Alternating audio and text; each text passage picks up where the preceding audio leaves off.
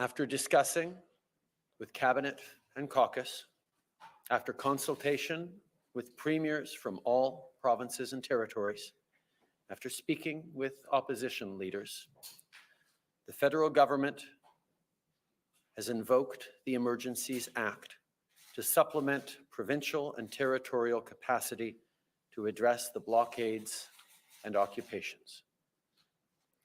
I want to be very clear.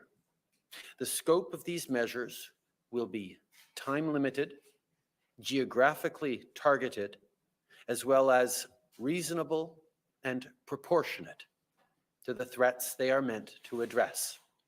The Emergencies Act will be used to strengthen and support law enforcement agencies at all levels across the country.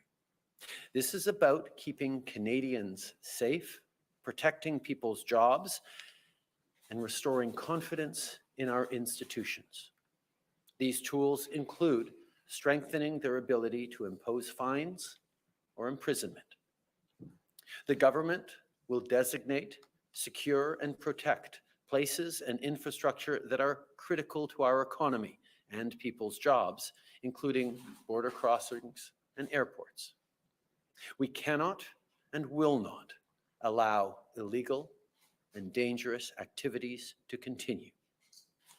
The Emergencies Act will also allow the government to make sure essential services are rendered, for example, in order to tow vehicles blocking roads. Essential. And finally, will enable the RCMP to enforce municipal bylaws and provincial offenses where required. We're not using the Emergencies Act to call in the military. We're not suspending fundamental rights or overriding the Charter of Rights and Freedoms. We are not limiting people's freedom of speech. We are not limiting freedom of peaceful assembly. We are not preventing people from exercising their right to protest legally. We'll always defend the rights of Canadians to peaceful assembly and to freedom of expression, but these blockades are illegal. And if you're still participating, time to go home. Time to go home. Is now. No. Do you guys see this app right Hold on here? a second. Oh gosh. Hold on. Get Does this that out here. mean Get this out here. I don't want to see that ad. Okay, let me just get in focus. Something's not going to work here. Keep calm. Gosh darn it. Okay, I tried to diffuse the light on the oh my God. I tried to diffuse the light on the ring. I'm just going to go bring it down. Okay, like that. Tried to diffuse it with my homemade diffuser. That's a Kleenex with a hole cut in it. I'm not in the studio today, people. I'm in my mother-in-law's studio. By the way, that's my mother right there in my mother-in-law's painting. And that's my brother-in-law right there. I don't know who that person is right there. Oh, God. Oh, hold on one second. Whoever said, where did it say? Thank God it's over. Find it. Someone just said, thank God it's over. I can't see where the chat was that said, thank God it's over. It's not over because we're coming back to that. Good evening, everybody. It's Sunday night. It's Easter weekend. It is Easter Sunday. Good Friday was last Friday. Easter Sunday today. I just had Easter Sunday dinner with my mother-in-law. It was delicious. We had chicken and turkey breast. Few people know this. It's also the 40th anniversary of the Canadian Charter of Rights and Freedoms. It's the 40th anniversary of the Constitution of Canada, the ratification, I don't want to say it's not indoctrination, rather, it is the confirmation, the putting of paper to pen of a charter that very much followed the Constitution of the United States of America that guaranteed Canadians fundamental rights and freedoms. It's the 40th anniversary, celebrating the signing of that document in 1982. Guaranteed Canadians I'm going to go over the rights and freedoms in a few seconds. I'm not bringing Justin Trudeau back up. What we just watched, what we just endured, what I just subjected all of you to was 2.5 minutes of Justin Trudeau taking that document, softening it up before using it to wipe his backside. And when you hear the punchline to this, this is Justin Trudeau when he invoked the Emergencies Act, which was not the predecessor, the predecessor comes before. It was it was the law that took over after the War Measures Act was was replaced by the Emergencies Act.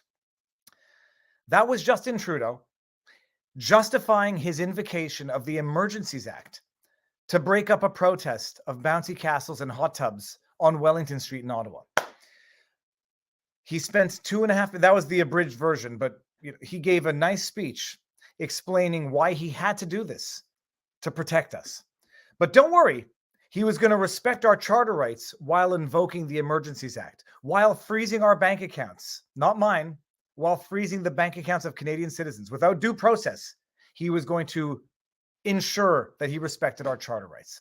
While outlawing protest, he was going to ensure that he respected our charter rights. While arresting people and detaining them indefinitely, Pat King, still in jail, he assured us he was going to respect our charter rights. While assuring us that he was not calling in the military, he just called in a highly militarized police. Sometimes police officers not wearing their names on their badges, just numbers. Unidentified police coming in with batons, pepper spray, armored vehicles, snipers on roofs, cavalry. While he assured us that he was not going to bring in the military, he just brought in a highly militarized police to physically assault, pepper spray, beat, arrest, unlawfully detain Canadian citizens for a protest that was so egregious, so nationally emergency threatening, because it had bouncy castles and hot tubs. And if you think I'm joking about this, while Justin Trudeau is invoking the Emergencies Act to deal with a national emergency for which the provinces lack the measures to deal with, while he was invoking the Emergencies Act, you had the Ottawa Council saying, there's bouncy castles and hot tubs on Wellington Street. There are children there. This is the juxtaposition of reality. But yeah, it's a little better.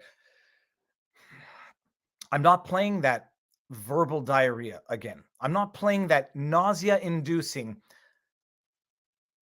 buffoonery. Today is the 40th anniversary, by all accounts, of the Charter of Rights and Freedoms in Canada.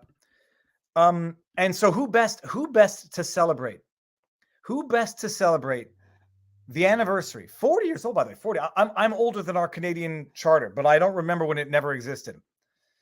Back then, I was 2 years old. Who better to celebrate the 40th anniversary than our dear Supreme Leader Justin Trudeau? You won't believe it, except it happened. And so I'm going to show you. And as much as it's going to make you want to throw up in your mouth, it's going to make you want to puke, to quote Steve Martin from The Jerk. This is what Herr Justin Trudeau was tweeting today. I don't know if you actually just heard me vomit in my mouth. Justin Trudeau, blue check mark. With a few strokes of a pen, 40 years ago today. No, I'm going to read it like Justin Trudeau. With a few strokes of the pen, 40 years ago today, Canada's Charter of Rights and Freedoms was adopted, built around our shared values of equality, justice, and freedom. It protects the rights and freedoms that define who we are as Canadians and brings us closer as a country. This is the man who is outlawing 12-year-old kids from flying and taking a train within the borders of Canada because they're not vaccinated. This is a man who purports to have the authority to forcibly quarantine children 12 years of age and under if they cross the border into the States and come back and are not exempt from quarantine forcibly quarantines 12-year-old children, not because they're 12, they cross the border, but because they're unvaccinated. Unvaccinated 12-year-olds, if they cross the border and come back and are not exempt from quarantine, have to quarantine for no less than 14 days. Not all children, not vaccinated 12-year-olds, only unvaccinated 12-year-olds. Try to figure out the logic behind this unconstitutional, dehumanizing, discriminatory policy. We know, I'm not saying anything that's controversial or even scientifically undocumented. We know that even the fully vaccinated can contract, carry, and transmit the virus. We know it. This is not a lawyer talking. This is not a scientist talking. This is not a lawyer pretending to be a scientist talking. We know it. Notwithstanding the fact that even fully vaccinated people can carry, contract, and transmit, contract, carry, and transmit the virus, only unvaccinated travelers, if they're not exempt, are required to quarantine for no less than 14 days. This is the same. I'm trying not to swear. I will not swear. I'm thinking it. Like when we were kids and we used to like play a trick on our parents and say, "Hey, mom and dad, whenever I say I love you to my brother, it means the most vile swear words you can imagine." I'm not saying it now. This is the guy who now is celebrating our charter because it's built on our shared values of equality. Unvaccinated filth, you have to quarantine. That's what Justin Trudeau is basically saying. Unvaccinated, you are not equal. You are dirty. You are people who are putting us all at risk, notwithstanding all of the science. If you want to go and exercise your rights under the charter of mobility, of leaving Canada and entering Canada, you can do it. But when you come back, if you're not exempt, you as a dirty, heathen, unvaccinated Canadian, you got to quarantine for 14 days. Doesn't matter that you've tested negative before leaving, upon arrival, 1 day after arrival, 8 days after. Doesn't matter. You are unvaccinated. You are less than equal. You are a second-class citizen in your own country. You gotta go isolate yourself for 14 days. 12 years old and over. Shared values of equality, justice, and freedom. You liar. You hypocrite. You awful person that is shredding and desecrating the very fabric of Canadian society. But I'm going to keep going. It protects the rights and freedoms that define who we are as Canadians and brings us closer as a country. Those people are putting us all at risk. They're putting at risk their own kids, and they're putting at risk our kids. Those people, those unvaccinated heathens who make a religious choice, a medical choice, or just a choice of their own conscience, are putting us all at risk. But this guy's the one now celebrating the sanctity and the beauty of what the Charter of Rights and Freedoms was supposed to be. Holy crap, I haven't even been paying attention to the chat. I'm sorry, guys. I'm sorry. I'm not done yet either. I'm not done yet. I'm going to go back and see what I can get by way of chat. But in case anybody, has forgotten what our Charter of Rights and Freedom says,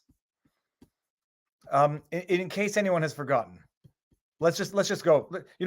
Let's just go see what Justin Trudeau has violated. Let's go see what he is celebrating today. He's celebrating his own desecration. But let's just go see. And I'm sorry, I'm going to miss a lot of the chats. I'm going to try to get back to it. Share screen, just in case. I'm just going to go. Do I have anything here that I can bing? Hold on. Let me see here. I'm going to get this. I don't know what this is, and I don't want to break it, but I'm going to get this and a brush. That doesn't make a noise that I wanted it to make. Hold on. Nope, that's no good. You know what? Forget it. We're going to live with this one. Whenever there's a charter violation, we're gonna do a little bing. Here we go. Now I see Barnes in the backdrop. I'm not sure if he's coming to make me stop doing this. We're just gonna go very quickly, people. Canadian Charter of Rights and Freedoms.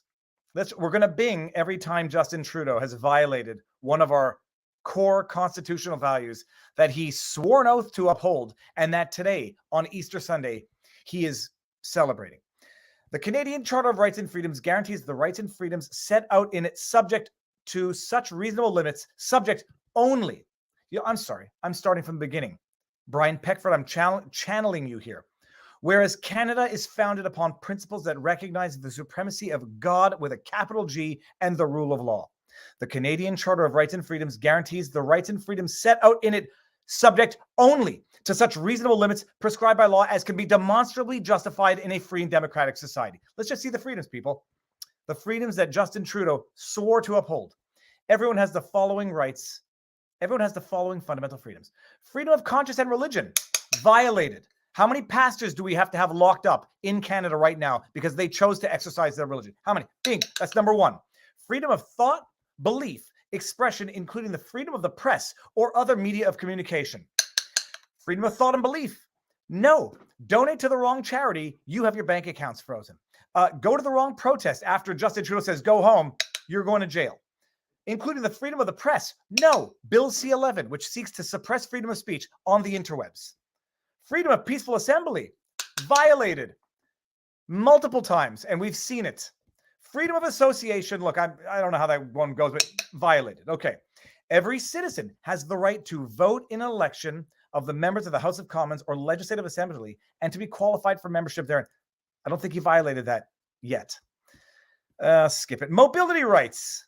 Every citizen of Canada has the right to enter, remain, and leave Canada. Yeah, you have the right to enter if the government doesn't tell you to go to a quarantine hotel for indefinite periods of time, undisclosed locations where occasionally people have been assaulted. Occasionally. Where occasionally people haven't had food because the government can't do things. They implement policy that they can't carry out. Oh, okay. The dog is scratching me. You know what? Life. I think we got that. Everyone has the right to life, liberty, and security of the person, and the right not to be deprived thereof, except in accordance with the principles of fundamental justice. Freezing of bank accounts, no due process, no court order, no nothing. Just the government calling the bank and saying, we don't like this guy. He donated to a convoy. Everyone has the right to be secure against unreasonable search and seizure. Everyone has the right not to be arbitrarily detained or imprisoned. I've said it before. I've lost it. Going to a quarantine hotel is arbitrary detention. I don't care that they call it a hotel, a government-run facility. Dog's gonna eat that. Don't eat it. Don't eat it. A government-run facility where you are detained against your will that is under the jurisdiction and control of the federal government, that is arbitrary detention. It was so arbitrary, actually, at one point in time, people didn't even have the right to contact their attorneys. They were whisked away. Her name is, I'm going to forget it right now. It'll come to me in a second. One of the pastor's wife, I believe, another one who was whisked away at an airport. Nikki, someone in the chat, get the last part for me. Whisked away, and many people who were whisked away were not even allowed to consult with their attorneys beforehand. Arrest and detention, it doesn't matter. It's desecrated.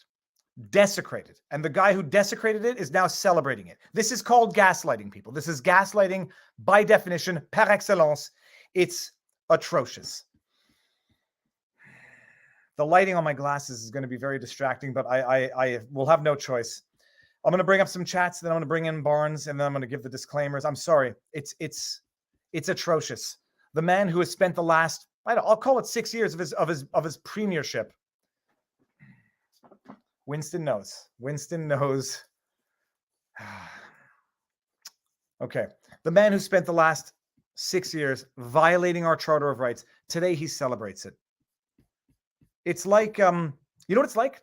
It's like the serial killer who goes to the what's it called? The vigil. It's like the serial killer who goes to the vigil of his victims. That's what Justin Trudeau is doing by celebrating the 40th anniversary of our Charter of Rights. My family, save myself, are all vaccinated and still refuses to get together. It's not cognitive dissonance. It's just absolute irrational, indoctrinated terror. Winston's coming was foretold by Nostradamus. All right, so standard disclaimers before we get into it. We've got a big show tonight because there's a lot of stuff going on in the world. And I hope that wasn't too intense of an intro tonight. Standard disclaimers. YouTube takes 30% to super chats. If you don't like that, we are simultaneously streaming on Rumble. Rumble has Rumble Rants. They take 20%. So better for the creator, better to support a platform that you like. If you want the fled to the bunker in the woods, yeah. No, I haven't. If you want to support Viva and Barnes in the most efficient and value-added way possible, I think vivabarneslaw.locals.com. It's $5 a month, $50 a year, or more if you want to be one of those people who gives more than what is the minimum threshold. Amazing stuff, exclusive stuff, and it's a great community. Okay, your thoughts on Elon Musk's connections with Epstein and Maxwell? I don't know that there are. I'm going to Google that in a second. Okay. I see. Oh my goodness, I see Barnes, and he. Okay, I don't know what's on his head. It's one of three things. So that's it, people. Share the link away just in case YouTube has been slow on notifications. I'm bringing in the Barnes, and I'm thinking that this might already get us into trouble. We'll see. If it's what I think it is, it is. Robert, how goes the battle, sir? Das Vidania, Viva. Vladimir, very happy with Viva Barnes. Attorney Barnes caught in Russian honey trap with beautiful Russian woman and agreed to be loyal to Russia for a lifetime supply of Cuban cigars. Oh, man. So the funny thing is, my wife actually has one of those. For a second, in the backdrop, I thought it was either one of those gangster caps and you were going to have like some sunshades, or I thought it was a wig for a second, but it was, I guess it was of sorts. Robert, was that a fan gift, or did you actually get that for yourself? I actually got it for myself. Just to have fun with it. The various speculation that's out there is always great. There's two possibilities. Barnes has a secret Russian oligarch list of clients, or the CIA and media might be lying to you again about war.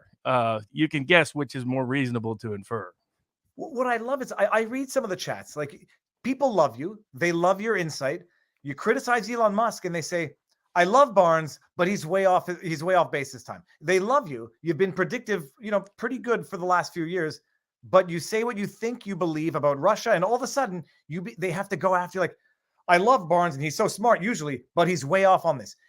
People might want to back up and say, you love Barnes. He's very smart. He's been very good in terms of predictions, not 100%. But you might then want to listen to what he's saying now instead of writing it off because it rubs what you think you know the wrong way. I guess, Robert, on that, before we get there, the managerial class in trial behind you, have we discussed this book before? No, it's this week's book for the book sort of book club. That's we either do a book or movie review each Friday at vivabarneslaw.locals.com at a live stream. And this week's book is The Managerial Class on Trial. And I'll be reading the book with the board because I have not read it. I just recently got it. And Robert, ask about Gonzalo Lira. He's now missing. Have you heard this? My understanding is he's talked to what it is in that particular town, there's escalating conflict and there's some electricity and internet outages in part of the town. And he has been in contact with George Galloway, who's kind of from the left anti-war critic. And so he's fine. So that's the last I heard, which was just a couple hours ago. Okay. Robert, I guess, on that subject, look, I don't know. I can't even scroll down to the bottom of the chat to get to the, sorry guys, I missed a ton of the super chats. Oh, by the way, if I miss your super chat and you're going to be angry or miffed that you paid and I didn't bring your comment up, don't do it, people. This warning always goes. I don't like people feeling grifted, shilled, whatever it is. I do my best. It won't happen though. It won't happen with all. So if that's the concern, don't do it. I don't want people feeling bad. Robert, what's the latest coming out of Russia? I know what I'm seeing on the news. I know Jake Tapper, whatever he did, I think he interviewed he interviewed Zelensky, as a result of which he got 2,000 new followers on Twitter, and then posts a tweet in Russian to all my new Russian bot followers, something that's also funny. But what's the latest coming out of Ukraine, Russia? Well, Jake Tapper's always been a CIA guy. That goes back to his Dartmouth days. On the legal front, it's a story came out of the Washington Post this past week, which said that American facial recognition big tech companies, in combination with social media mining companies, have been working with Ukrainian military elements and others in Ukraine to photograph dead Russian soldiers, run facial recognition software to identify them, then use their social media data mining to identify who their mothers are and the contact points for their mothers, and then they call them up and show them photos of their dead Russian sons. This should have been, and again, this isn't from Russia media. This isn't a Russian source. This is the Washington Post, which has been very overtly in favor of Ukraine in this war. And what was astounding is that, you know, these folks are bragging about this. They think this is a good thing that they've done. To me, it is a war crime that they are committing. There's restrictions on identification of the dead, and in particular, these kind of and identification of prisoners of war. There are certain ways that's supposed to be handled under the Geneva Convention, in part to avoid things like this. And I found it morally atrocious behavior. The fact that a bunch of people were cheerleading it in the comment section of the Washington Post shows you the mindset of a lot of these folks. And there's the headline in the story. I'm bringing it up because sometimes people say that Barnes is off base or exaggerating. This is the Washington Post. Ukraine is scanning faces of dead Russians, then contacting the mothers. Ukrainian officials say the use of facial recognition software that could help end the. I love the phrasing. The use of it, which could help end the brutal war. Yeah, if they're doing what they're doing to make it so demoralizing, setting aside international law. But some experts call it a, quote, classic psychological warfare that sets a gruesome precedent. And you can read it. That's an understatement. It's horrific behavior. And there's two things that like the big tech companies should be aware of. One is that for various war crimes like this in general, all courts around the world, for the most part, recognize your legal right to bring such a claim. I'll be discussing that in a little bit more detail, as well as the sanctions and some other issues with the Duran on a live stream on Tuesday at 1 p.m. Eastern time. But as to this aspect, there's a specific American tort that can be brought. Sometimes it's called outrageous conduct, extreme conduct. Infliction of emotional distress? Yes. So it's intentional infliction of emotional distress, which is predicated upon an older tort called extreme or outrageous conduct. In some states, you only have about 6 or 7 states, you also have something called a prima facie tort that acts as a substitute where the law doesn't already exist on it. This clearly is intentional infliction of emotional distress. The big tech companies are admitting overtly their complicity and culpability in it. And I think that those Russian mothers could file suit, class action suit against these big tech companies for engaging in what is patently the definition of outrageous conduct. And it's horrific conduct, no matter who commits it, which side it's committed on. But it's bad. I mean, it's particularly bad that this is being bragged about in the American institutional press. This will only intensify Russian escalation in the war. It won't diminish it at all. And it makes the West look really bad. It makes American companies and America, frankly, look really bad. That we would celebrate something as morally atrocious as this kind of behavior. And I love the way the Washington Post sort of, they what's the word? Not couch it. It's like, it might help end the war. In as much as committing war crimes might help end a war by, violating any international standard. As far as I'm concerned, all war is crime. So the idea of war crimes is somewhat redundant, but it might help end the war. If you drop a nuclear bomb on a city, it might help end the war as well. It reminds me of something that happened once upon a time during one of the intifadas where the Palestinian Authority had captured Israeli soldiers and a mob developed outside the police precinct. Robert, if you remember this and I'm remembering it wrong, correct me. But I do remember they broke in. They ended up murdering the soldiers in the worst way possible, but called their spouses or called a wife of one of them while it was happening because they had their cell phone. I mean, it's like, I don't know how you can have standards even in war, but surely there have to be. We have the Geneva Convention for a reason, and we have this tort in American law for this reason, to deal with this kind of conduct. If you engage in outrageous conduct that hurts another intentionally, you are liable in the law. And these corporations that are being complicit and culpable and conspiring in this manner are very much can be held accountable. And clearly they haven't even thought that through. I mean, it's disturbing the degree that what we're witnessing in live time. But that's the main legal update on the Ukrainian front. The big news of the week, of course, involved the effort of a person some people think might be an alien, Elon Musk, trying to buy Twitter. Well, we're going to get there in 1 second. I'm going to bring up one chat. Light Giver says, I've been following Patrick Lancaster. Robert, I believe you've mentioned him a number of times. U.S. Navy vet who has been covering this war. You anti-Russian people should go watch all of his videos on YouTube and listen to the Ukrainian people. He is in Mariupol. There was another comment about Lancaster as well. Let me just see where it is.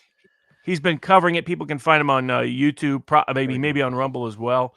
But he's a he's the guy referenced as the artistic photographer who ultimately went over to cover Donbass for after covering Crimea and just stayed there and has been covering it for 8 years. So you can see his videos going all the way back. If you watch him obviously he's on the Donbass pro-Russian side is where he's located physically. But you don't get a strong bias from him. Other networks, the Military and Foreign Affairs Network, people can follow for daily updates. Also, I think it's called Defense Something Asia is another one that's really good that does detailed daily updates. And then obviously the Duran has been doing daily updates, both Alexander Macoris and Alex. And then there's a blog from an independent perspective. The guy's been around for a while, really good analysis, which is Jacob Dreisen. You can look up the Jacob Dreisen report. I think it's jacobdreisenreport.com. And those are all good independent sources separate from the institutional media for coverage, because unfortunately the media coverage in America has been bad, and the West has been bad. In Britain, it's been atrocious. The number of fake news stories they've run that have been debunked as fake within 24 hours in many cases has been extraordinary with no sense of it. But there'll be an accounting for this down the road. But in the interim, we live in the fog of war, unfortunately. But to see some of these moral atrocities being celebrated by Western media and Western companies, this is just a new level of depth to a certain extent.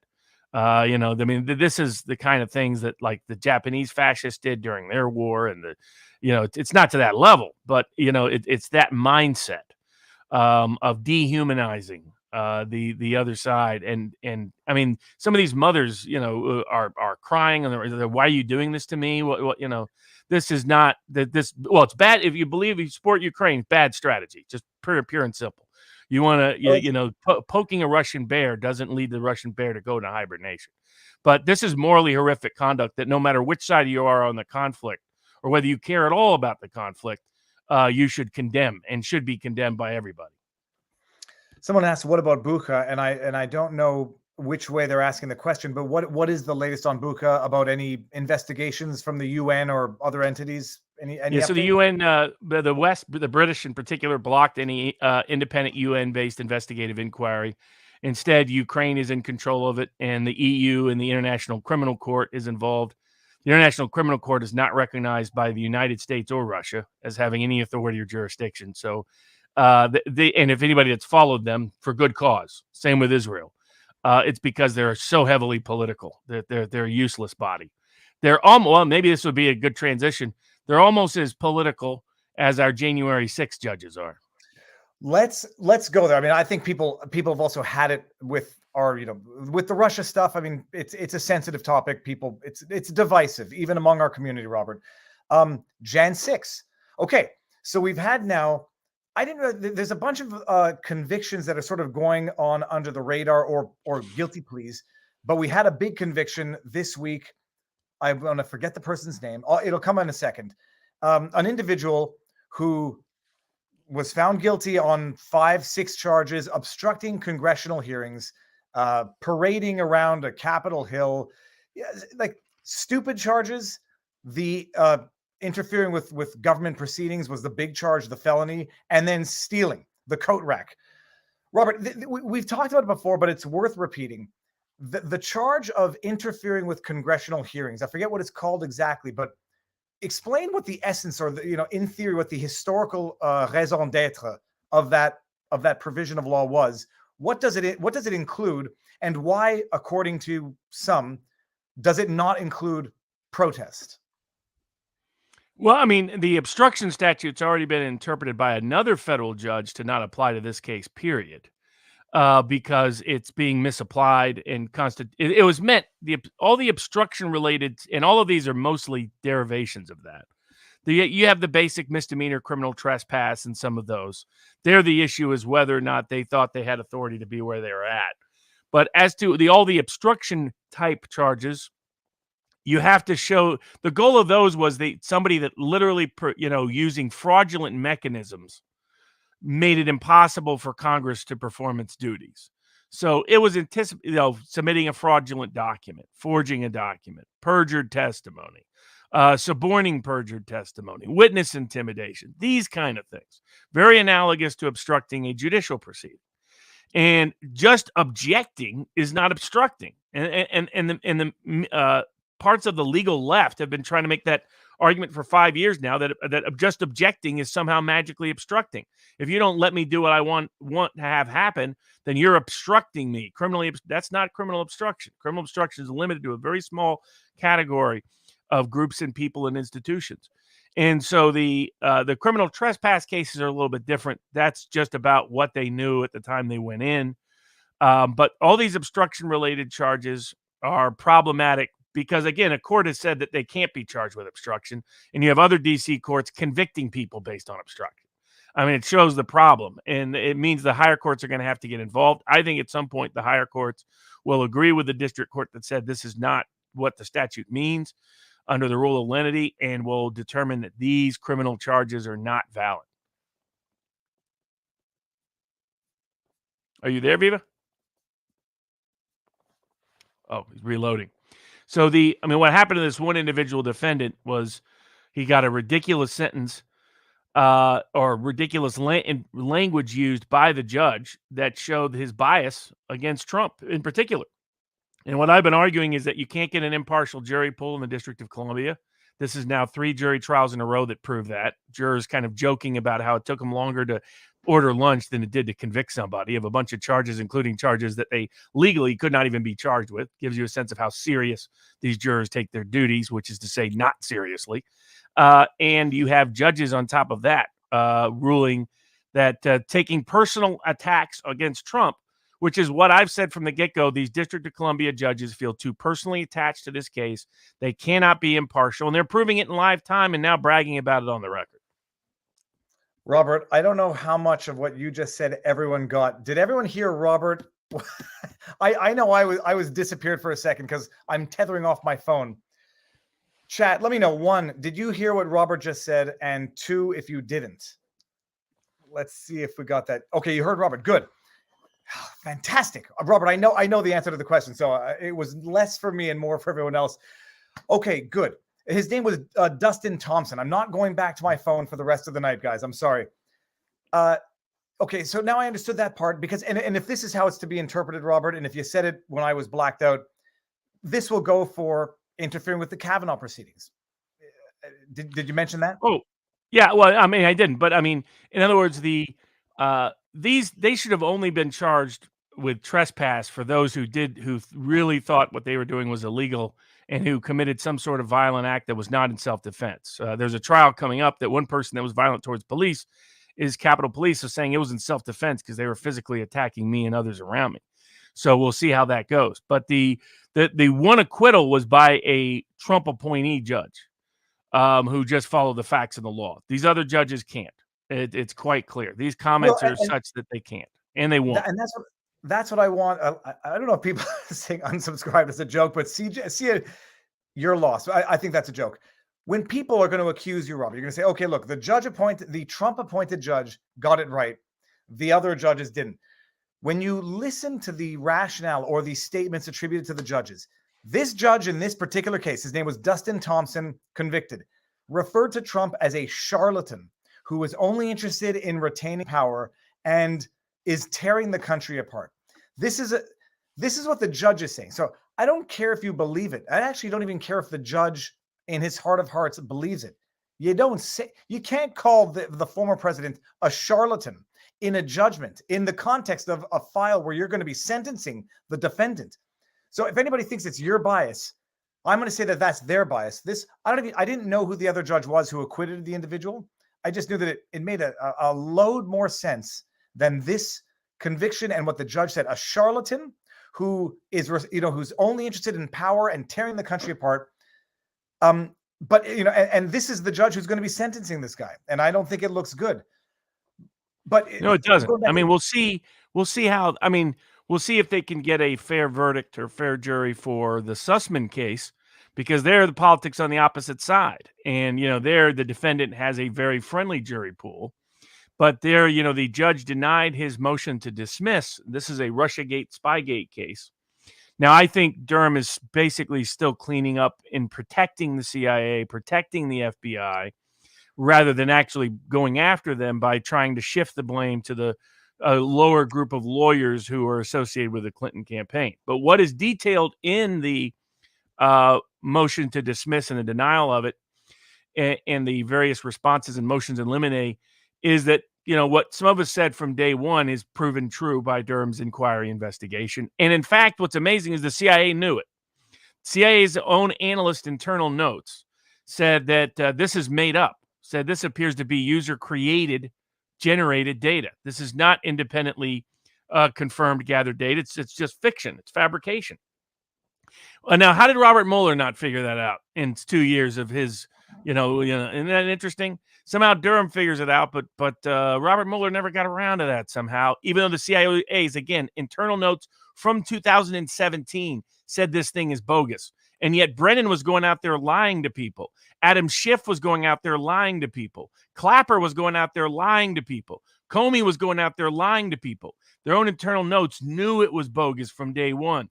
And yet the only people that will likely pay any price, if anyone, would be Sussman. We know how the same DC judges let Kleinsmith walk, serve no time at all for deliberately perjuring and obstructing an actual investigation from a position of federal law enforcement power.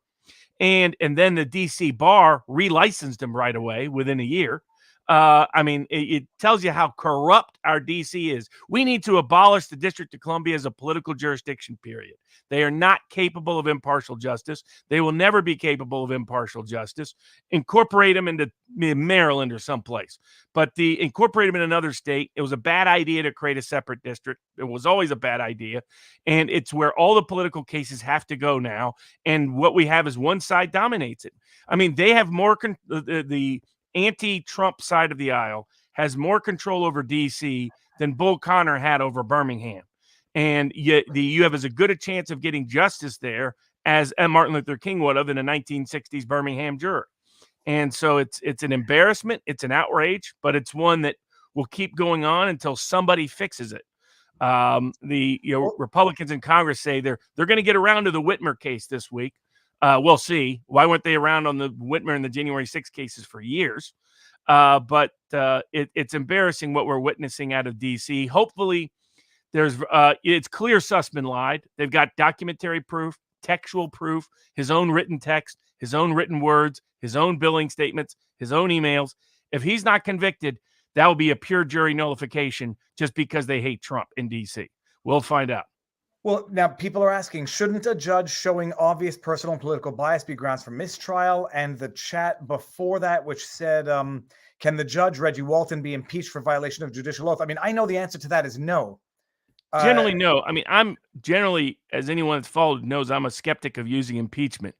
However, when judges get this far out of line, even though you're not going to convict them, this issue needs to be put into highlight. And pursuing impeachment proceeding, a violation of judicial oath is grounds for impeachment.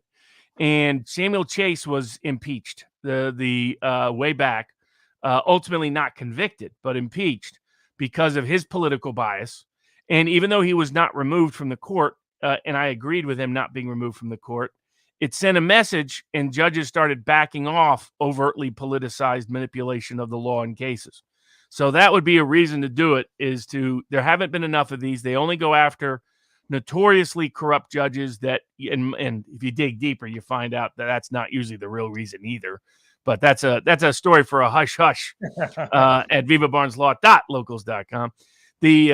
But I think they should start looking at these because some of these judges' behavior is really outrageous. It's discrediting the rule of law. It's discrediting the institutions of the judiciary, and it's dishonoring the Constitution and it's disobeying the oath they took. I mean, this would have been a perfect segue into the seizure of Victor Vexelberg's yacht. Well, maybe we'll get there just in a second, but first things first. So the judge who issues these very, very like over the top statements is going to be sentencing this guy. One of the jurors in the trial who just convicted him immediately runs to the press under the condition of anonymity to say, we were laughing under our breath when he gave his excuse. Trump is not on trial, but we all agree that Trump is guilty of in this narrative. I mean, the system. The jury selection is a joke. And it was what I've said from day one is it was impossible for these judges to be impartial. It's impossible to get an impartial jury pool out of the District of Columbia. That is being proven in abundance. And people just need to keep hammering it in the court of public opinion.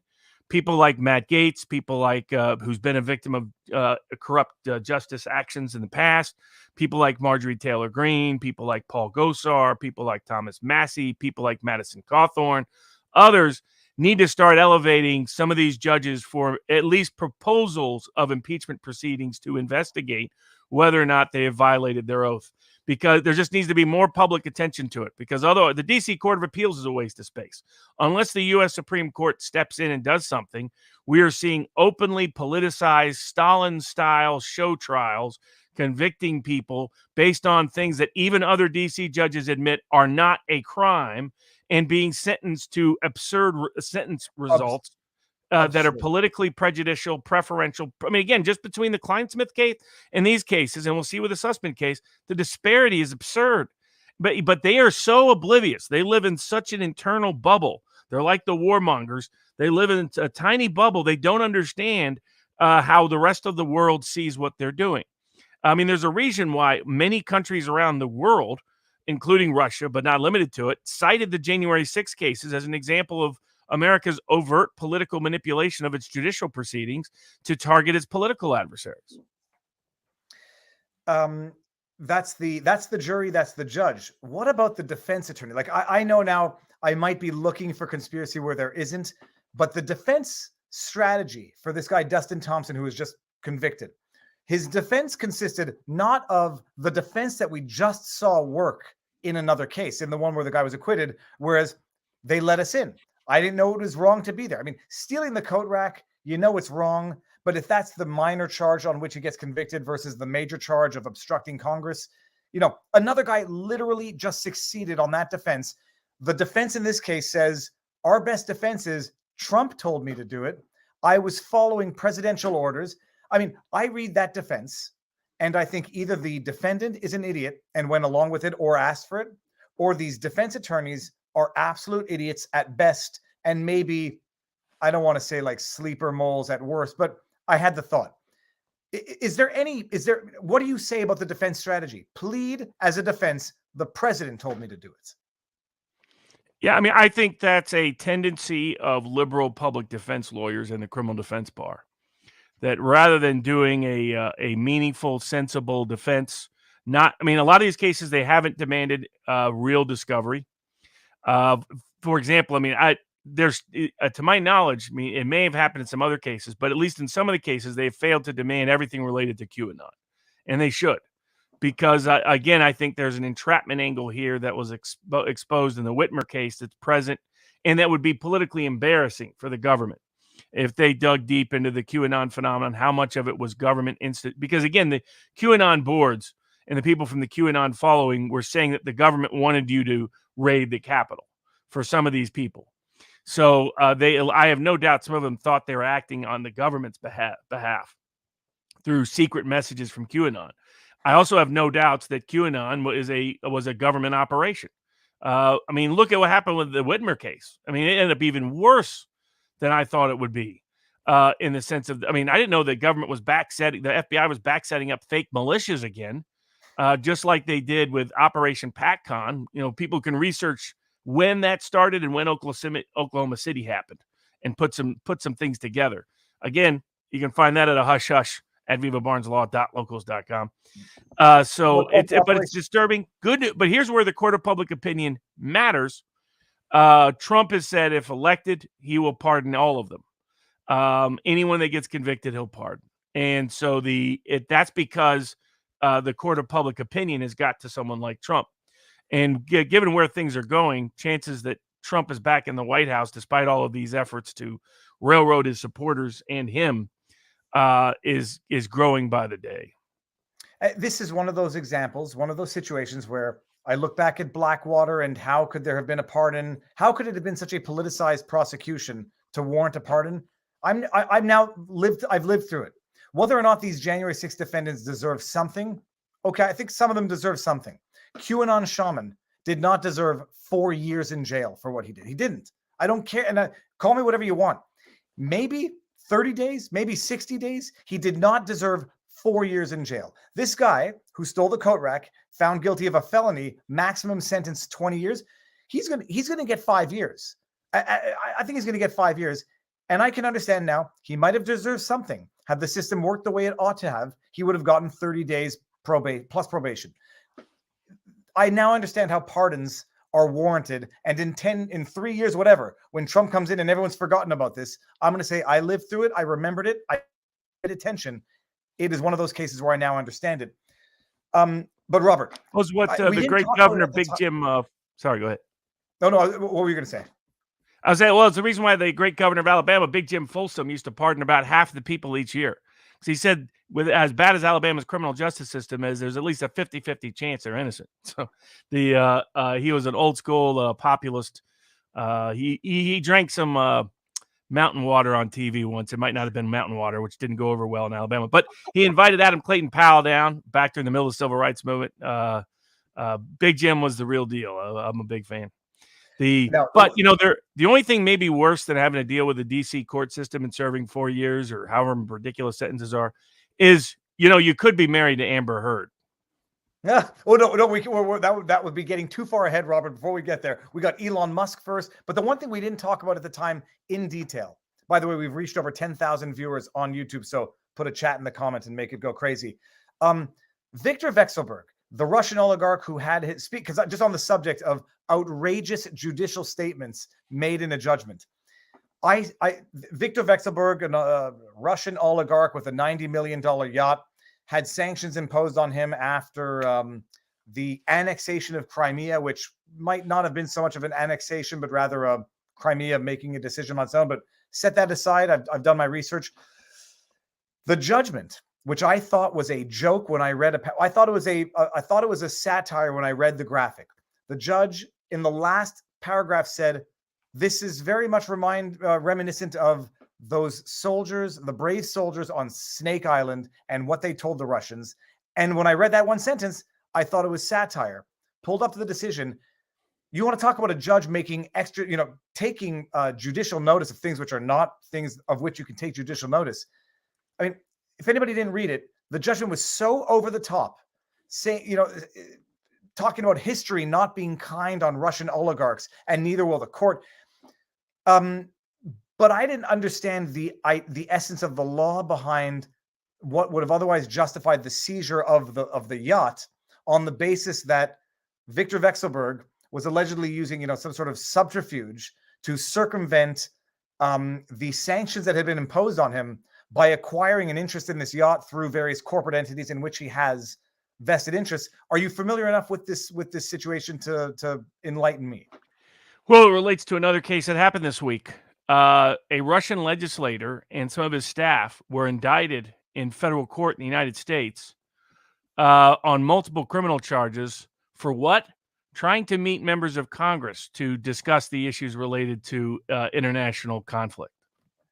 I mean, I kept reading the press release saying this can't be what they're saying is a crime, right?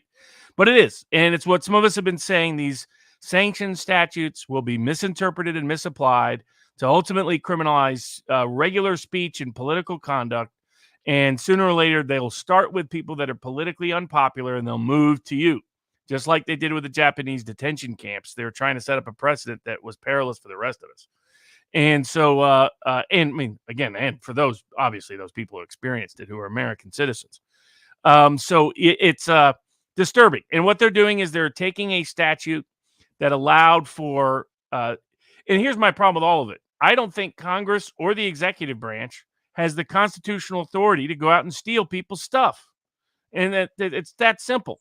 There's constitutional limits on it. A right to due process, a right to trial by jury, a right to freedom of speech, freedom of association, the right to petition the government. And to, but the fact that we're now saying we're going to lock up legislators, like we're Ukraine, right? Ukraine is looking at locking up a blogger for 15 years in prison simply for being critical of Zelensky. In fact, they brought out the opposition leader, the lead opposition leader in Ukraine, that they'd already charged him. He was under house arrest. It looks like they kidnapped him and stuck him in a dungeon somewhere. They brought him out to showcase him to the world. This is the lead. This would be like Donald Trump being arrested and Biden brandishing him into the world for nothing but politically, basically disagreeing with Zelensky. That's what we're doing. We're now bringing those charges. So what's happened is these sanction statutes have been abused. It's easier to do when the person's not a U.S. citizen. When the person's a U.S. citizen, then it's a different dynamic. But it's still problematic. And look at the contrast. They went out of their way to find constitutional rights for applying for visas for people in countries that were experiencing high rates of terrorism that was anti-American. But somebody that's simply Russian gets less rights than someone about his property being stolen from him than someone who's applying for a visa who's associated with a terrorist country. I mean, it shows you the overt political. The only thing is, this is not a self-aware class of people. This managerial class that needs to be on trial is utterly self-unaware, and they don't understand that what you're seeing in the January 6th cases, what you're seeing in the Whitmer cases, what you're seeing in Russiagate and Spygate, what you're seeing in these sanctions cases is humiliating and embarrassing. Now, it's not working in the court of public opinion, by the way. Even in Europe, they can't get more than half of the country to support even sanctions if it means higher prices on them. So, this is just only popular with the managerial class and the pretend world on Twitter. But that might be a good transition. The world on Twitter might not be so pretend if Elon Musk manages to get his hands on it. Well, it's a good segue, Robert, and this is the one where I need your insights on this, because I know what I think, and I know the questions I have. I guess let's start with the class action lawsuit that has been filed but not yet certified against Elon Musk. I did a breakdown of it.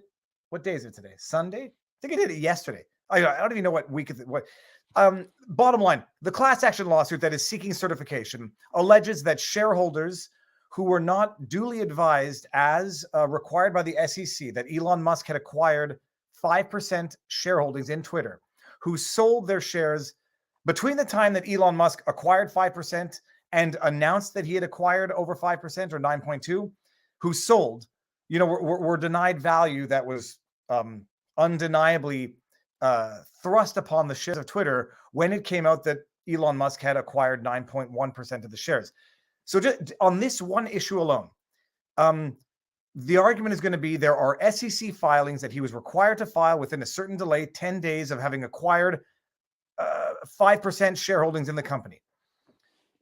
I mean, what do you think of the lawsuit? Is there a professional reliance defense for Elon Musk? Are there any issues like not loopholes? Are there any issues about potential delays from clearing of the clearing of the shares when the delay starts, of him not having realized it? What are his defenses? What do you think on the merits of the lawsuit before we get into the other Elon Musk stuff?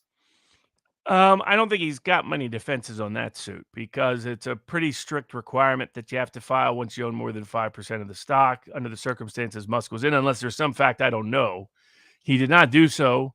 Now, there's probably not a big class of people that sold in that 10-day time period and can say they would have kept their purchase had they known Musk had more than 5%. So that's probably not a big deal financially to him. I mean, it'll be a hit, but not much of a hit. But I think ultimately I'll have to pay out. He's currently facing over 1,000 lawsuits, he and Tesla and SpaceX. So, he's publicly said he's unafraid of lawsuits.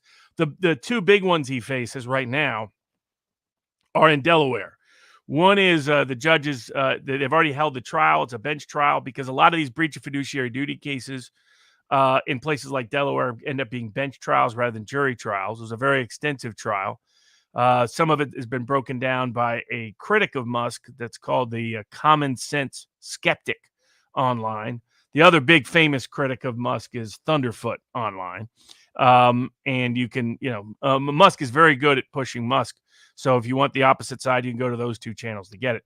The general expectation is that he will lose at least the one suit, which relates to breach of fiduciary duty, by the way, which is what he and others may have against Twitter if they don't sell to him, which was when Tesla bought Solar City. There were conflicts of interest. He was more involved than he claimed to be, made certain representations that they allege were false. And because he would have to pay that in the current value of Tesla stock rather than the value of the stock at the time, it's a unique aspect of certain damage claims. That could be worth about $13 billion. And then that judgment is anticipated any day now. Then he's facing another case, which is still it has not gone to trial, to my knowledge, which involves his payment structure, whether his payment structure with Tesla breached the board's fiduciary duty in originally giving it to him. So those are the big financial risk for him. There are rumors put out by Fox Business. I talked about them at vivabarneslaw.locals.com about whether there's SEC or DOJ investigations out there. You can go to the last Bourbon with Barnes where I talk about that there, since it's not been publicly confirmed at all by the SEC or the Justice Department. But in this context, Musk made an offer that was above its current stock value, that was above its average current stock value since it's gone public. Now, it's had at times higher valuation. It's been as high as $70 plus trading on the stock market. But what he offered was over $40 billion, and he wants to take it completely private. The board, as people discovered, are mostly a bunch of political hacks, never Trumpers, that kind of crowd. How exactly they got there tells you something about who was putting the board in power. And it probably tells you why Jack Dorsey left. Dorsey, for all of his problems, I think, was more on the free speech side than people like Zuckerberg or Google or Apple are. He ultimately capitulated to the request of the big stockholders or whoever it was that was pushing it. But a lot of the board members, maybe in fact none of them, it's not apparent, have any stock holdings of major themselves. Some of them are not even active on Twitter at all. It's kind of ironic to be a board member on Twitter and not even use it.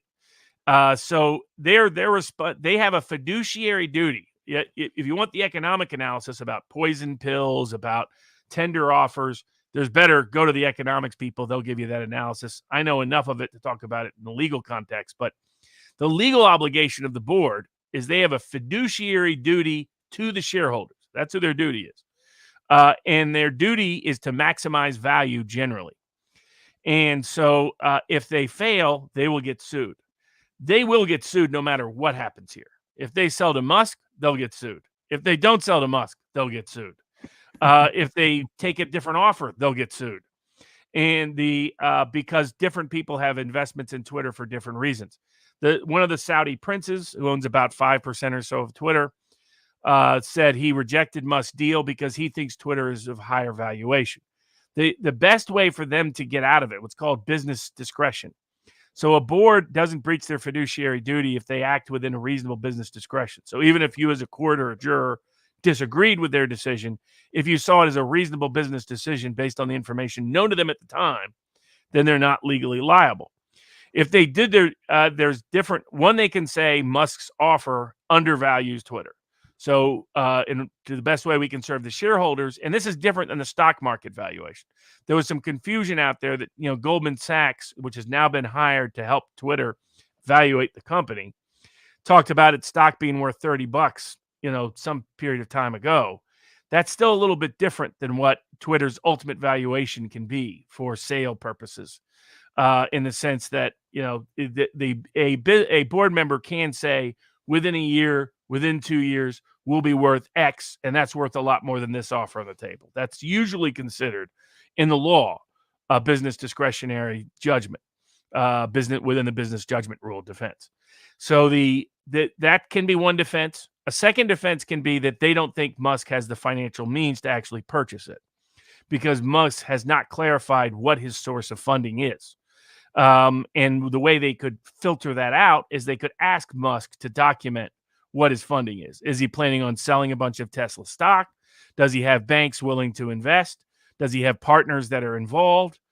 And that's another legal approach they could take. It would be okay for them to declare. It's why, like, if Joe Blow offers to buy Twitter for $3 billion or whatever, 300 billion, say, they don't have to take the offer or even submit it to shareholders if they don't think it's a credible offer. The person doesn't have the financial means. And the reason why they can decline it out of the gate is if you accept Musk's offer and he doesn't have the means to pay it, you've stuck a price tag on Twitter that's created a low bar for you, potentially in negotiations for other purchasers. So that could be a second round of defense. The third is to do what they call a poison pill. And it appears the board is going to do that, which is to issue preferential stock in such a way to make it difficult for Musk to make his purchase.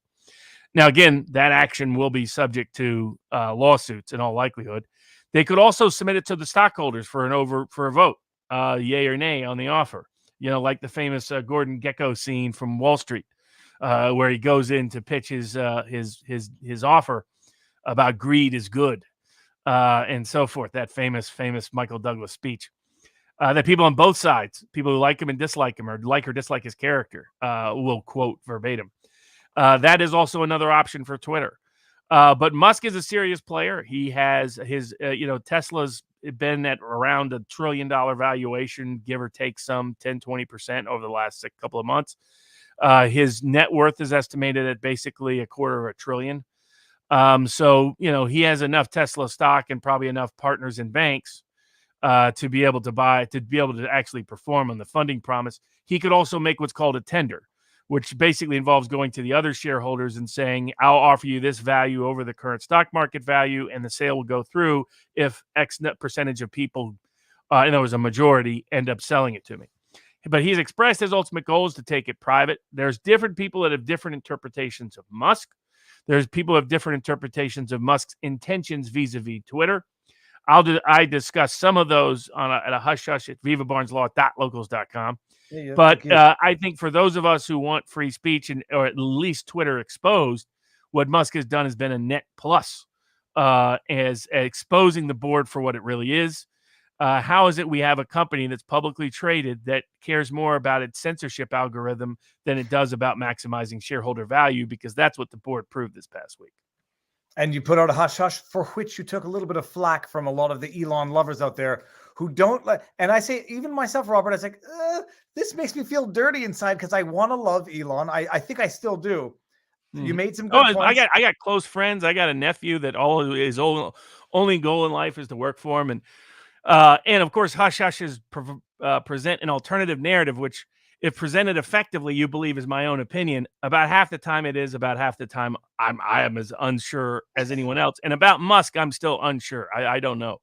But people get real agitated at just the alternative. The Muscovites and the Musketeers are deeply committed. And I understand that, what Musk promises are fantasy fulfillments.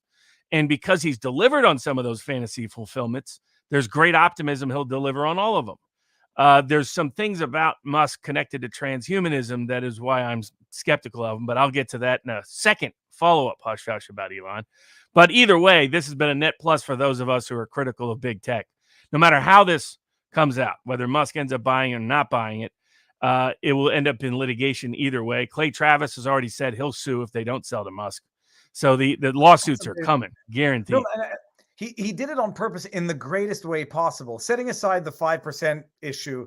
And it's true, now that you mention it, the only people who could sue and have any sort of a claim would be those who sold within that 10 days. And I guess you could see the volume, what that might amount to in terms of exposure. One simple question: professional reliance for Elon, is that not going to be a legitimate defense? It's not for that sort of thing, though. Okay. And then Prince Talal, who comes out and says, I don't approve of this deal. It doesn't represent the intrinsic value of Twitter. First of all, I think I might have said Prince Talal had 12%, and I think he might only own 5% because I think Elon is now the biggest single shareholder. So correction. He was. Vanguard overtook him. BlackRock. There's a lot of I mean, the people who are wondering what's really up are curious because you have overlapping investors in Twitter and Tesla that have interesting histories, like BlackRock. People can research that on their own. So that's why people aren't sure what's happening. But from a PR public opinion perspective, for those of us who are critics, it's all been up. It's, either this was a wonderful troll of Twitter, or the reality is it really probably can't get worse. In other words, even if Musk has bad intentions, how can it get worse than it's currently at with Twitter? I mean, it's what they censor a little bit more. I mean, it's already clear they're escalating censorship. Yeah, there's a great podcast that has a great Twitter account that's been really informative and pretty fair, tries to verify and vouch everything, but from the Russian perspective, called Russians with Attitude. They were kicked off Twitter for like 48 hours until there was a massive outrage. So there's been a lot of that, unfortunately. So I think it's exposed the system and exposed the media.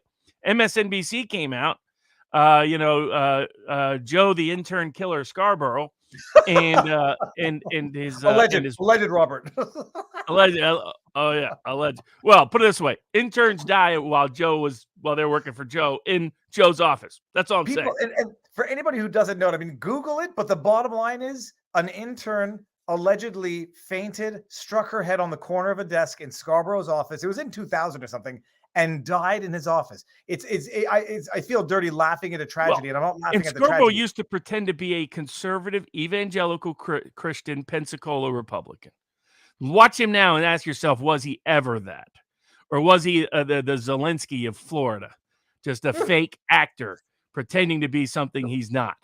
When Trump was bringing, that's the first time I heard of it, is that he's called, didn't something happen with an intern? And you read about it, it's like, okay, man, even if I believe the official story that she fainted, lost consciousness, struck her head on a corner of a table and died in his office, I mean, that's fishy on its own. Like that doesn't happen to healthy 20-some-odd-year-old women. So that's Scarborough. But they actually went out and said this was shocking and horrifying. Musk trying to make Twitter a free speech zone because they're not, then people get to say what they think. And as they put it, we're here to tell you what to think. By the way, for all you war lovers out there that believe in Zelensky and all this nonsense, those are the kind of people you're believing, So but yeah, it's been very revealing about what the media really thinks, as Glenn Greenwald has noted, as Matt Taibbi has noted. These are people coming at this from a free speech left perspective, Jimmy Dore, etc. Aaron Mate, the Gray Zone. It was from Musk doing what he did has been net plus for us. For those of us who are critics of how the media operates, critics of how big tech operates, critics of the lack of free speech, critics of the hypocrisy and duplicity and the censorship, all of that has been a net plus no matter what, however this story ends. But one part of the story is guaranteed to end in court, because no matter what happens, lawsuits are coming.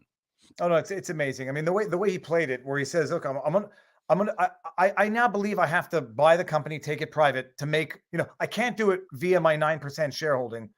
And if you don't accept my offer, I'm going to have to." Musk puts Trump to shame in terms of marketing. And the man is a master troll. I mean, he actually put out, he previewed that he was going to make a tender offer as his backup, as his plan B, by tweeting out he really enjoyed the song "Love Me Tender." I mean, stuff like this. He retweets memes all the time. He's a big fan of Babylon Bee. So that's why people can think, that whatever else is behind the scenes with Musk, the guy's a brilliant. What's undisputed, even his critics acknowledge, he's one of the greatest marketers in history. That much I agree with. And for good or for bad, Robert, like in your hush hush, when you talked about him coming out with that idea of bringing a submarine through these narrow caves in Thailand, and then when he gets shut down, he managed to dodge a jury verdict after falsely calling a guy a pedophile. So, that tells you how good he is at presentation. Now, he had the benefit, that poor sap had Lynn Wood as his counsel. So you can see why that case went the way it did, the plaintiff. But yeah, Musk is a brilliant presenter, brilliant marketer, and he's exposed Twitter and exposed the media just by offering to buy it, which is really, really revealing. People are Viva versus Musk. Viva would win, as Musk would be blinded by the glare on Viva. Said, "Yeah, I think the I can't do this now." Okay, that's a little bit. It's not going to get better than that. Okay, so lawsuits one way or the other, and look, and for everyone out there, Prince Talal does not have any more authority to refuse the deal than Musk does to accept the deal. It has to go through the directors. If they submit it to the shareholders, that's the only way, I think, for the direction to get out of it without a lawsuit, or the best defense. Submit it to the shareholders and see what they say. Yeah, we'll see about that. Okay, what was there anything else with Elon Musk this week? I think that basically everything Musk related is right there. Okay, guys. So stay tuned. SEC. Robert thinks it's pretty straightforward. I do wonder if there's a technical defense, like the stock I bought, but it only cleared 3 days later, so I had an extra 3 days. Yeah, so maybe that it might be a the fact we damages. don't know. I mean, if the facts are accurate in the complaint, he doesn't have much of a defense. He's got to write a check, and he may have been willing to do that from the get-go. That he cared more about getting to 10% before anybody knew. That he did an economic analysis of what that would cost him. That it would cost him less to pay out a settlement than it would to let everybody know before he had to up to 10%. He was right below 10%. So he may have made what's called an economic breach decision, which is it's a theory of law out of the University of Chicago in particular. Posner and others articulated. I don't quote those guys much because I hate them, because they're pricks. They're absolute pricks. Posner, Easterbrook, all of them. Some of the most contemptible human beings on the planet. I've got good rulings out of them frequently, but I really hate them as human beings. But it's a school of thought that sometimes it's economically efficient to breach, that it's okay to suffer the damages because you're going to personally profit more in the end. He may have made that economic calculus and done what he did. And he was probably right if you look at how the valuation went. In other words, if you think that valuation would have spiked at 5%, in other words, if you would think he would have had to pay more to go from 5 to 9.9, then you look at that valuation versus paying off just the people that sold in that interim, he probably profited. He probably made a profitable deal. That's what they said. They said he pocketed, I think it was, he netted or saved 150 million. Okay. Yep. If he announces he owns 5%, it goes up so much more that if he buys another 4.1%, and it's going to he's not going to owe the number of people who sold isn't going to be 150 million. Yeah. It's probably going to be a third of that. Very interesting. Okay, that's good. That's the old expression. For a guy that's worth, as long now this depends heavily on Tesla's stock valuation, but when you're worth 260 billion, 50 million doesn't bother you much. Just being realistic. And what it was a mentor of mine in law, who said one of the things is, why pay now if you can pay later and you're going to pay the same amount later? So sometimes and factor in the cost of a lawsuit. If you can, negotiate. If I owe you $100 today and you sue me and we settle for 70 later and it only cost me 15 to defend, it's a net profit of 15, or a net gain of 15. All right. There was the other one, Johnny Depp, before we get into some of the more eclectic lawsuit. Robert, one of the $450,000 birthday party. Stick around, people, because it's funny, but it's not funny, but it's funny. Johnny Depp, have you been following the trial thoroughly or not so thoroughly? Yeah, it was interesting. On our locals board, the number one request was, please don't spend much time on the Johnny Depp case. Promise. So 5 minutes. What are your thoughts? I'm just going to have, I can sum it all up for you pretty simply in 4 words. Amber Heard, 5. Amber Heard is batshit insane. It's that simple. Amber Heard is nuts. And the question, it's a defamation trial where she accused him of being an abuser. He says that it cost him $50 or $100 million in Hollywood contracts because the allegations were false. The presentation has been chaotic, both in terms of witnesses and opening statements.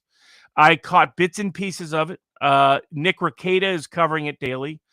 Emily Baker is covering it daily. So if you're interested in the case, and I think Legal Bites is sometimes covering. I think she's in transit, flying back. I think she's now dedicated to covering it daily as well. Legal Bites, okay. Alita. So I think, between Legal Bites, Emily Baker, Nick Rekieta, Nick did a very good summary on his last nightly show.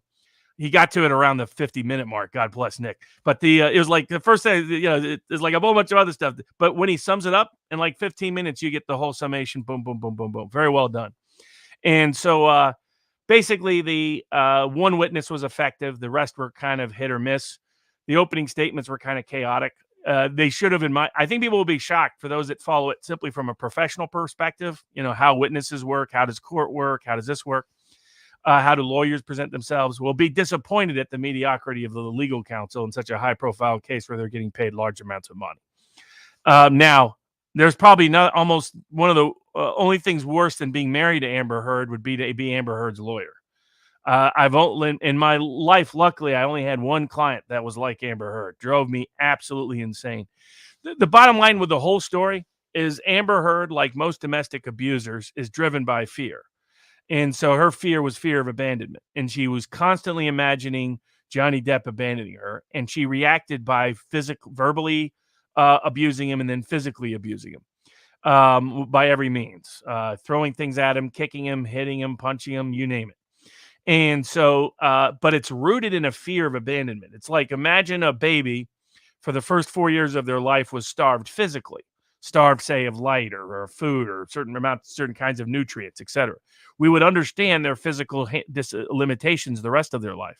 We don't understand when babies are emotionally starved at a young age, between the time they're born and 4 or 5 years old, they're neurologically starved. And the net effect of it is they don't know how to mirror emotions. That's why they project so much. Imagine you're 2 years old and you're randomly slapped or randomly hugged, and you have no idea why. It doesn't correspond to your internal emotional state. You don't learn mirroring, and because you don't learn mirroring, you project a lot. And it's what confuses people about why people end up in domestic abusive relationships is the other person, the victim, sees this other side of the person. And so they're often as confused as anyone else is in the relationship. And the abuser doesn't see it for what it is. The abuser thinks that this person's really trying to harm them, and they have to do what they're doing to stop them from harming them, even though, in fact, they're the one inflicting the harm. And she's a classic personality of that. Didn't take long to diagnose that if you watched her or studied her, but evidence came out to that effect this week. The most damning evidence for her are the tapes. The tapes show she's not the abused person. She's the abuser. If I had been Johnny Depp's counsel, it's all I would have played, to be honest with you. Out of, got those tapes introduced or argued for their introduction or inclusion in the opening statement. If they wouldn't allow them in, I would have referred to the tapes. And that only would have highlighted attention to them. And my beginning of my witness testimony would have been those tapes. Rather than, they're trying to do this. So many lawyers think you present evidence in a chronological way. That's not how jurors think. Start out with your most powerful evidence, then finish with your second most powerful evidence. Bookmark it. And tell the jury the story right away. Because of the chaotic nature of the presentation, Amber Heard has countersued Johnny Depp for $50 million in damages. No, I'm sorry, $100 million. She doubled it, of course, because she's crazy. But so if the case is done fairly and correctly, in my view, the facts and the law, Johnny Depp will win. And the damages will be will probably be around $50 million, because that's how much he's lost in a range of movie contracts. That is clearly directly correlated to her. But because of the chaotic presentation, it may be both sides take nothing. I think that's very much a possibility, because the presentation has not been clean and neat by the lawyers for either side.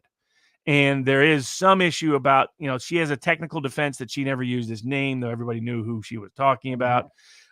And because the question is, how vague are some of her allegations? I mean, she's accusing him of being an abuser. He clearly was not an abuser, but how do you find that? If you ever were verbally abusive, if you ever were verbally insulting or physically violent at all, ever, even in self-defense, is that somehow now mutual and thus her allegations true?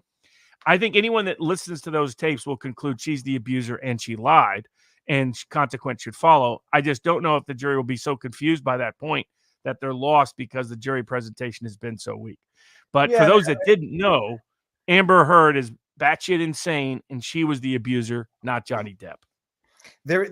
She's clearly, there's a lot of comments that I've been hearing people make, which, and then, couple that with a very attractive individual. And then, what goes on in private. Look at that British judge. Listen to those tapes. And as people are going to see, they're going to wonder, what did that British judge do in that case? He was just all goo-goo eyes when he saw Amber Heard. And just, oh, yes, she must be. I was like, whoa, buddy. So the British judiciary will be embarrassed by the outcome of this case if it ends up being strongly in Johnny Depp's favor.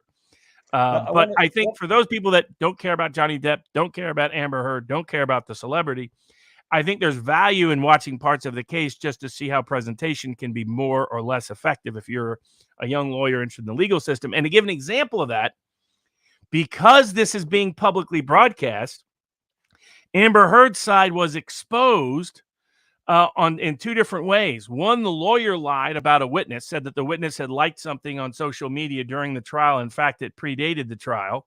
And so Amber Heard's lawyer, and by the way, my experience, abusers always hire the sleaziest lawyers almost all the time. I represented a bunch of victims of domestic abuse. I have throughout my whole life, but I represented a bunch at the beginning of my career where half of my work was representing victims of domestic abuse. And the abuser, I always knew my client's story was likely true when the abuser hired certain lawyers in town. It's like, bingo, that guy's guilty. And so but her lawyers appeared to have lied to the judge and lied to falsify evidence against a witness. And they got caught with one of their people helping out in the trial, helping out Amber Heard, actually going through Twitter and trying to go after anybody saying anything negative about her, and doing a lot of these things in the courtroom, which the court had prohibited. Because it had been broadcast, everybody knew that when the lawyer said, "Oh, she wasn't here for opening statement," it's right there in the TV camera. So this is the value of broadcasting trials, is it limits the ability of corruption to go unchecked in the judicial process. No, the broadcasting of the trial is fantastic. I think it should be a rule, not the exception. I'm going to read this Rumble rant from a distance so I can not lose my 2 bars on my phone. Andris Berzins on Rumble says, "Please, Viva Bars, follow the case 303 Creative versus Elenis. Free speech case accepted to U.S. Supreme Court for this fall, similar to the cake cutter case. Hadn't heard about it." And then there was one more. I think I'm aware of it. We will debrief it closer to when the oral arguments take place in the case. Fantastic. And we got Cove Research says Trudeau's son has no sense nor cojones. Pierre would say, "WTF are you doing with the charter? Just the wokest locust." Okay, that's very good. I'm going to put my phone by the window so I don't lose my cell reception. Okay, so enough of the Johnny Depp. I know people are getting a little fed up with it, but when Amber Heard is on the stand, if she takes the stand, I might live stream that just to watch it, because I've made predictions. Well, remember, the body language panel did a great job of breaking down her deposition. And you can look them up. The behavior panel, they've been interviewing recently with Dr. Phil. You can look them up on YouTube as well. They've broken down a lot of great stuff. And they might help me out from time to time in certain things. But they did a great breakdown, and you can see, you can watch yourself to see. Well, you can just listen to the tapes and understand Amber's nuts. If you have any background in the professional aspects of domestic abuse, you recognize it very quickly, the pattern of behavior she's in. Now there's going to be a lot of embarrassing stuff about Johnny Depp come out. So, yeah. I mean, that's the downside too. But what is it became a no-brainer once he kept losing these contracts. His risk from the suit went down, and his reward from the suit went up as he lost those contracts. If he still had those contracts, it would be dumb for him to be doing this case because of some of the stuff that he unfortunately texted and whatnot. Now, Robert, I want to bring up your suit. I'm going to bring this up in my PDF here. I'm going to bring this down. I want to bring up one chat, which is the segue. Where did the chat go? Hold on. It was not that one. It was this one. I'm not answering the chat, by the way. Can you share any insight you have into Dr. Brian Artist's documentary uncovering the sources? I finished reading the sentence, people. I've been getting tons of emails about this all week. No medical advice, no legal advice, and I'm not addressing this. But RFK did write a piece on it I believe it was on Children's Health Defense. Is it Children's Health Defense or Children's Defense Fund? Children's Health Defense. Children's Defense Fund is a different group. So RFK put out a post on this.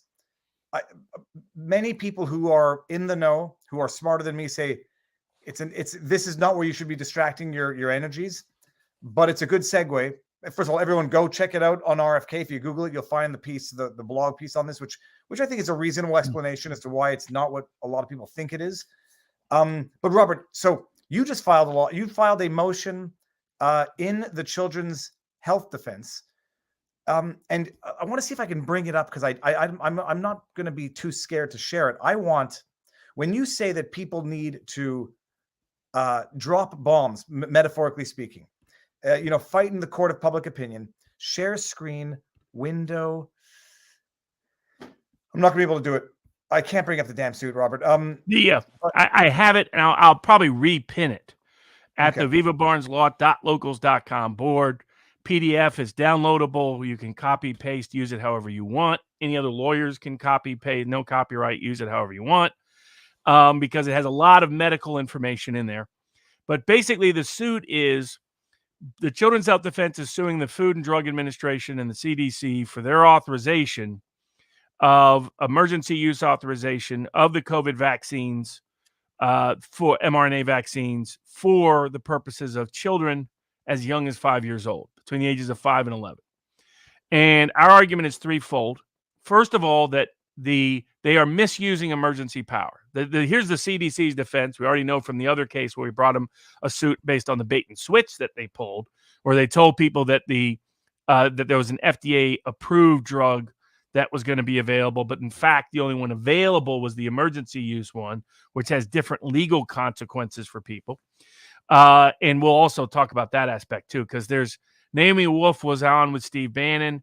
There's some other lawyers going around that I think have misunderstood the law on the ability to sue related to willful misconduct. But I'll get to that after we discuss this. So we brought suit, and the CDC and FDA's defense is anything they do in emergency power, they're immune from suit. Nobody can sue them. Nobody can sue them because there's no standing to sue. Nobody can sue them because the Administrative Procedures Act doesn't apply. That's how they construe the law. Our argument on this, well, we still think we have standing, and we're pursuing that in the Sixth Circuit case and the other case. But in this case, our argument is not that they misused their discretion within emergency power. Our argument is they had no right to assert emergency power. There is no emergency for 5-year-olds in this country concerning COVID. There is no emergency that requires this particular treatment, given the lack of clinical testing, given certain medicinal changes that took place, medical changes and chemical changes into this particular drug, given other issues related, given the fact that it's not within it's not an emergency power to suddenly mislabel a drug as a vaccine that doesn't legally fit the definition of vaccine. For this group of people, for this particular drug, for this particular disease. And so we lay out, I won't get into the medical arguments. That'll be available in the suit. You can look at yourself at vivabarneslaw.locals.com. And again, I'll pin it once again towards the top of the board later tonight. But so we're seeking a stay. I got told by a lot of lawyers, you can't sue the FDA, you can't sue the CDC, so don't even try. I believe that legally we're right. They don't, if the CDC can simply say emergency, now you can't sue us. Now we no longer have to do notice and comment. Now we no longer have to do like the Biden administration is doing in the Title 42 and other cases we'll get to later. We no longer have to abide by, we can be arbitrary, we can be capricious. We don't have to abide by any of the restrictions or restraints of the Administrative Procedures Act. We don't even have to have reasonable actions whatsoever. We don't even have to give reasons for what we did and why we did it and how we did it. We don't have to go through the legislative process at all. Just executive bureaucrats can just declare what drug and what label that drug has, that then has all these other ramifications, which is discriminatory practices and policies against young children in schools and in the local, political, economic, social sphere. Now, I wanted to bring it up so people could see it, but you can go get it on Viva Barnes. I'm just going to read 2 paragraphs. This is the conclusory paragraph from your introduction, and I like it for a number of reasons. It puts into practice what the strategy you've been talking about for a while. Draft it for public consumption. And I'm going to do a separate video on this probably tomorrow when I get the time. The FDA's action poses irreparable and immediate injury to plaintiffs and places plaintiffs' minor children at imminent risk of harm. The FDA unlawfully and injuriously mischaracterizes any purported legal source of their power, falsely represents this body-altering experimental mRNA gene therapy to be injected into children, and impermissibly redefines the word vaccine itself. CHD as an institution suffers, and its essential resources are diverted to address this danger. The FDA claims to be above the law, the citizenry, and even this court. This suit follows, and due to the urgent threat posed, this motion made necessary hereby. That's one paragraph, and then another one. This is in the fact. These are allegations, people, but I'm just reading from a lawsuit. The calculated risk from COVID-19 is realistically even lower, as this, quote, emergency was based on inaccurate death statistics. The CDC recently corrected its COVID-19 mortality data for children, which was, quote, infiltrated in a, quote, coding logic error, in which non-COVID related deaths were counted in the statistics, reduced the total pediatric deaths from COVID-19 by nearly 24%, 1,755 individuals to 1,356. All allegations to be proven. 350 of those occurred in children ages 5 through 11. This is equivalent to under 200 children per year in a population of approximately 28 million children aged 5 through 11, which is under a 0.0000714 risk of death. Acknowledging this data, Florida became the first U.S. state to recommend against healthy children receiving this biologic, publishing guidance on March 8, 2022 that, quote, healthy children aged 5 to 17 may not benefit from receiving yada, yada, yada. Drafted for public consumption. I'm co-counsel on the case with Bobby Kennedy. Credit to Bobby Kennedy for taking the lead on this. And to give an example of how it works in the court of public opinion, one of the reasons why we brought this suit, but also we're threatening to bring others along with it, is the state of California has said they will now not mandate this vaccine for young school children. So this is why it matters. You know, you bang the door, you bang the drum long enough, loud enough, and sooner or later, enough people listen that you can make real change, even if you can't get that change from the courts itself. And for those up in Canada, when the change occurs in the United States, all of a sudden it becomes less popular for the tyrants here to impose these very same restrictions, or if not the restrictions, the discriminatory reprisals against people who choose to make their own decisions. Now, So one place we do need political change. Go ahead. I was because I'm going to transition. It's a great suit. I'm going to do a video on it hopefully tomorrow. But Robert, you draft the way you say things should be drafted, dropping legal word bombs and taking it to the court of public opinion, because people read that. You'll have to make your evidence, but they're going to read that, and it's going to read well for anybody who takes the time to read it. And everything throughout is cited as well. So again, people can cut and paste however they want for their own, whether it's court of public opinion, whether they're talking to a school board, whether they're talking to their employer, or talking to somebody else, a lawyer, free to borrow from it any way you want. In fact, I didn't highlight it because some lawyers prefer it not to be highlighted so they don't have to unhighlight it. So I didn't highlight it so they can make it easier to cut and paste. Where there's a mistake out there is there's a belief that you can sue the big drug companies for this vaccine if you can prove willful misconduct. Naomi Wolf is talking about lawyers bringing that claim on Steve Bannon's show. Other lawyers are talking about it. And the problem is we need legislative reform in this area. And I think it unfortunately distracts from the need for legislative reform because the law doesn't actually allow those suits to go forward. Here's what people don't fully appreciate. The PrEP Act not only made everything immune in any way, shape, or form related to any emergency use authorized drug, but said that even in cases of willful misconduct, which is basically committing a crime, that's criminal conduct by the drug companies, if the product at issue is, quote, subject to regulation, what that means is it an FDA approved product? If it's an FDA approved product, not biologic licensed approval, FDA emergency use authorized product, then you still can't sue even in cases of willful misconduct unless the government agrees with you and signs on to the case. And this is what people are going to file a bunch of suits thinking they can win on willful misconduct grounds. The suits are going to get dismissed because the government won't join those cases. And, you know, I don't mind as long as people are cognizant of it. Okay, if you want to prove the courts are closed, go ahead.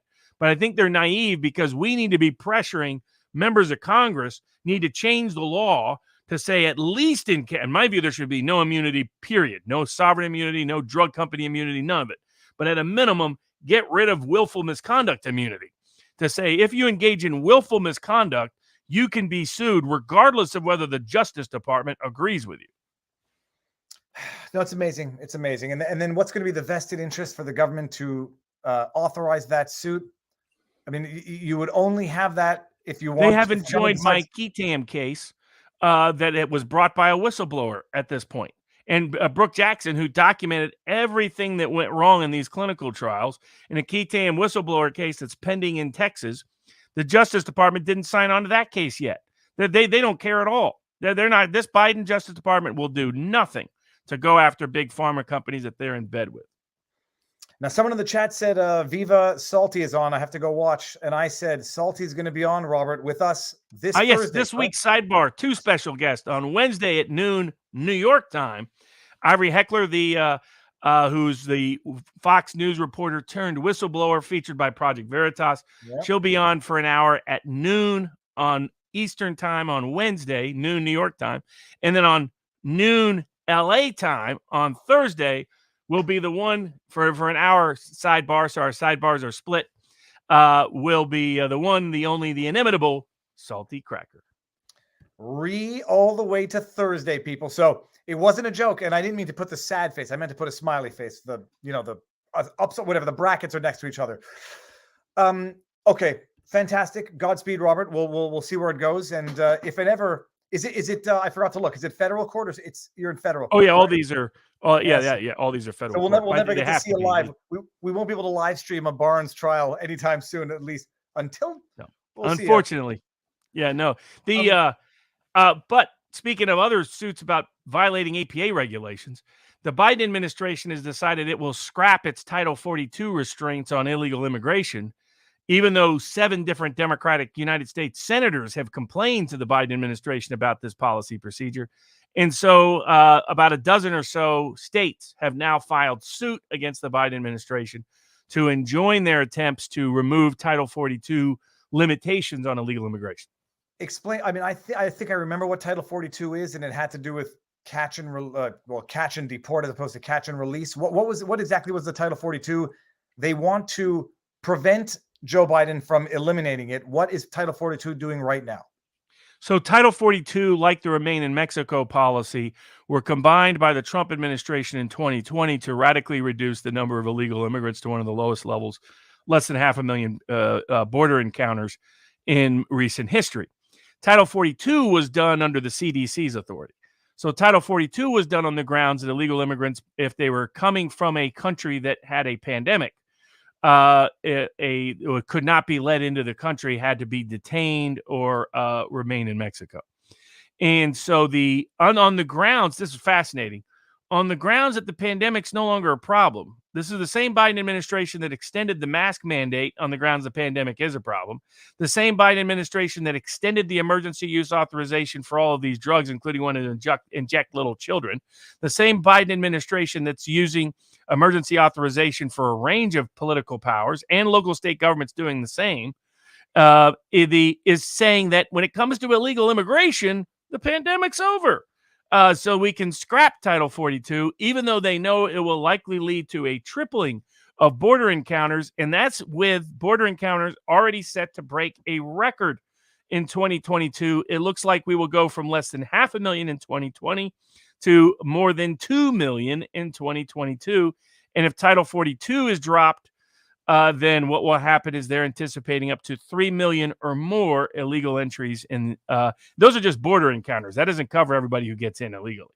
That a lot more people will get in illegally. And that's why even Democratic United States senators were begging the Biden administration not to do it. They don't care. They're going to drop it. And the only place the pandemic is finally over is when it relates to illegal immigration. That has led to the suit. The suit is on the grounds that it violates the Administrative Procedures Act. They didn't go through notice and comment. There is not a legitimate good cause or foreign policy exception present here. They failed to consider states, which they were supposed to do under the rules, and that it imposes an undue burden on the states due to the economic cost of illegal immigration, which is measured in terms of crime, public transit, education, and otherwise.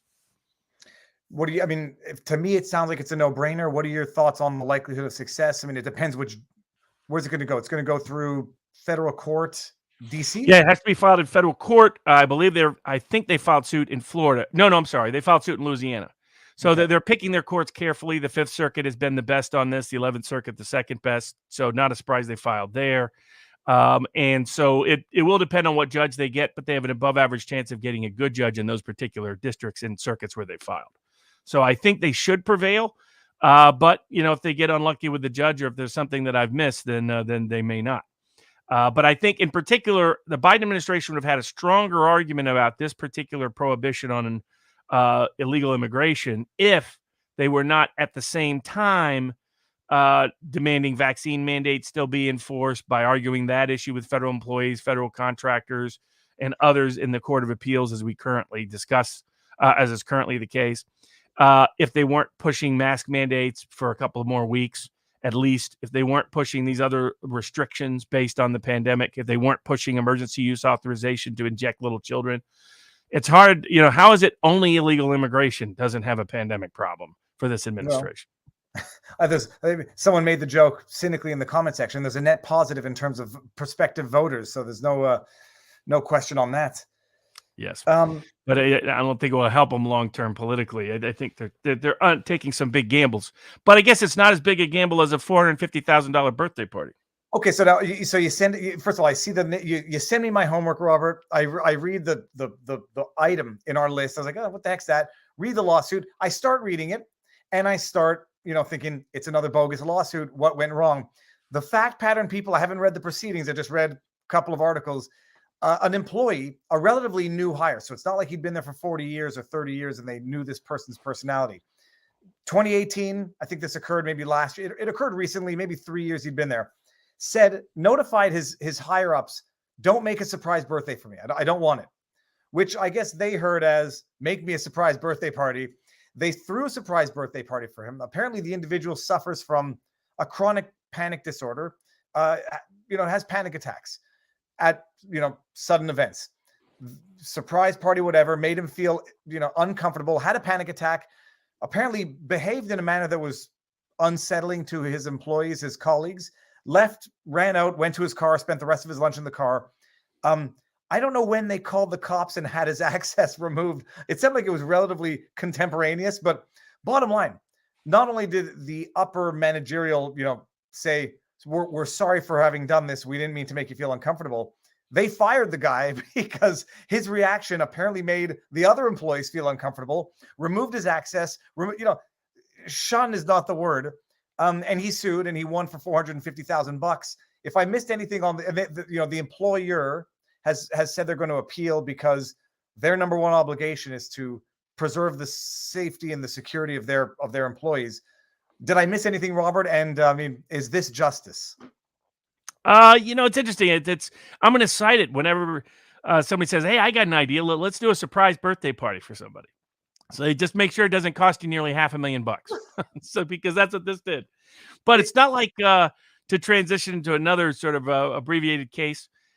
Some officers spied and stole somebody's Dropbox files and were sued under 42 U.S. 1983. And by golly, those federal courts in Wisconsin, there's just such noble courts. They decided they're immune because how can an officer know that stealing someone's access to their Dropbox account could possibly be a Fourth Amendment violation? So it's hopefully the case gets reversed on appeal, but you can't bank on that in the Seventh Circuit. And it's a reminder of the problem of expansive immunity in courts and the lack of clear standards from the U.S. Supreme Court on these issues. That something that to me is obvious. If you invade someone's privacy and steal their information, you have violated the Fourth Amendment if you didn't have probable cause or a warrant, period. It should not have to be, a situation where, that precise method of violating the Fourth Amendment was new, so the cop couldn't know that was illegal. Yeah. I mean, they knew exactly what they were doing. They just got caught. But sadly, the federal court immunized them for their conduct.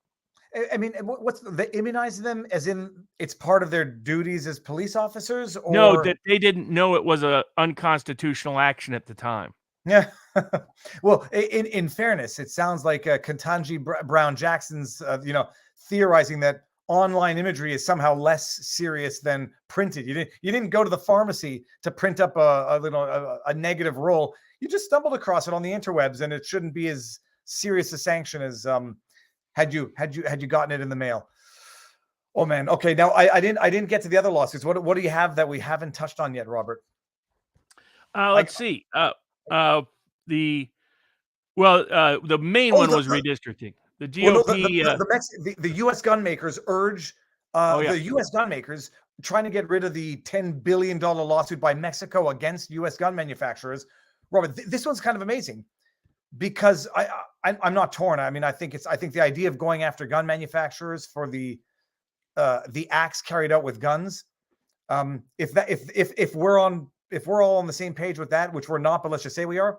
Well, then why would you not go after the government for allowing those weapons to knowingly cross the border into Mexico? But Mexico is going after gun manufacturers for $10 billion for the consequences of crimes committed with their weapons.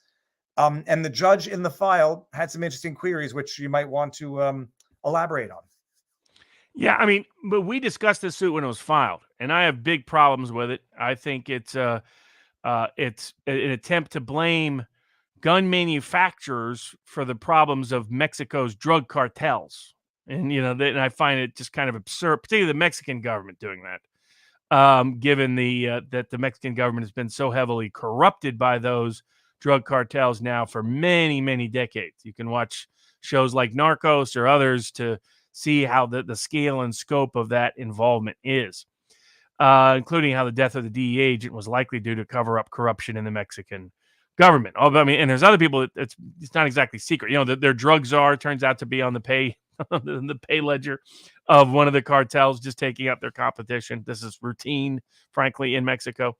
So for them to blame Smith and Wesson making a gun for their drug cartels and the way their drug cartels use guns struck me as absurd from day one. Also, if you're going to go after people, why not go after defense industry contractors that launder arms the way they're doing in Ukraine? Like there you have guys like Zelensky saying, none of these arms they're sending us are really useful. Well, why is that? Because they're not going for the Ukraine war. They're being laundered out to other places. So I think so, but at least this judge seemed to be on track with asking at least some of the right questions, because this case, in my view, should not go forward. But it depends on the judge's willingness to push back against the gun control folks. This is highlighting what the judge said. The judge said he asked why, if Mexico could sue the gun makers, other countries could not too, such as Italy over mafia killings, Israel over attacks by Palestinian militant groups, Hamas, or even Russia over the deaths of its soldiers in Ukraine, if the company's guns were used.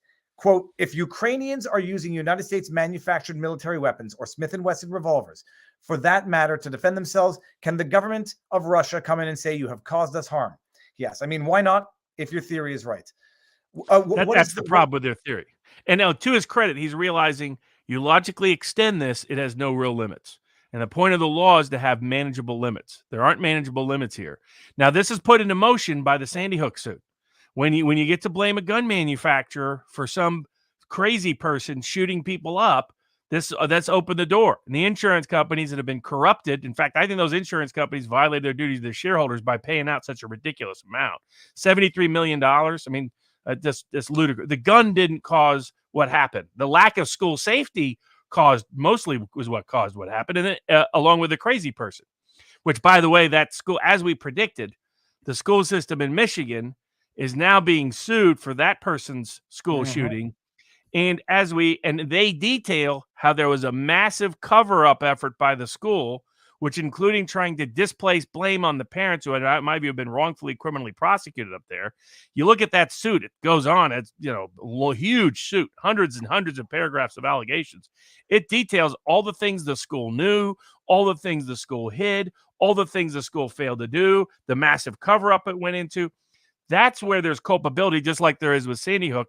It's not on the gun manufacturer for either the problems of crazy people or school safety lack of procedures, nor is the gun manufacturer responsible for how that gun is used down the road, whether it's by drug cartels, whether it's in war conflicts, or anything else. I mean, if you wanted to draw a connection, there's a lot bigger connection between the military-industrial complex and the way those guns get misused than there is between Smith and Wesson and Mexican drug cartels. But what was the law? What is the law in the United States that immunized gun manufacturers from these types of lawsuits? So, yeah, it basically said you couldn't sue for this. And the problem was the Connecticut state courts are so political, they refused to enforce it in the Sandy Hook case. And as soon as everybody saw that, they're like, oh, let's start suing. And it's like Runaway Jury, great book, mediocre movie. Why? Because they shifted the books about big tobacco. The movie's about lame gun control. And so these are, I mean, aside from the fact that anybody who spends any time researching the evidence sees that, in fact, not only are guns not responsible, there's simply not even a correlation, least of all causation, between the presence of guns and gun violence. If most gun violence the gun is used illegally, not as intended, and not only that, the gun is usually purchased and owned illegally. So unless you want to create massive black markets for gun runners, which, by the way, is what Mexico government did. Mexico government made drug cartels richer by making gun possession illegal. In many cases, all it did was give them more things to sell, more things to buy on the black market. They could make them more money. Obviously, it did not. Gun control obviously didn't work in Mexico. Nobody's talking about that aspect of the suit, but this door was open because of those politically motivated Sandy Hook suits. And that's what led to this. But at least the judge asking the right question, saying, if this is right, the United States government could be sued into oblivion for every war we've sponsored, right? As an example, every drug manufacturer, every gun manufacturer, gun company, munitions maker, all of them.